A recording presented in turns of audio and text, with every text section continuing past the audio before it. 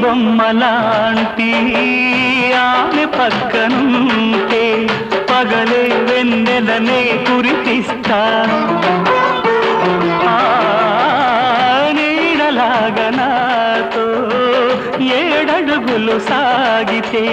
ఇలలో స్వర్గంనే సృష్టిస్తా రసరమ్యం ఆ రాగ విలాసం రసరమ్యం ఆ రాగ విలాసం వసివాడదు అది ఆ జన్మాంతం అందమైన నా ఊహల మేడకు ఆవిడమణి దీపం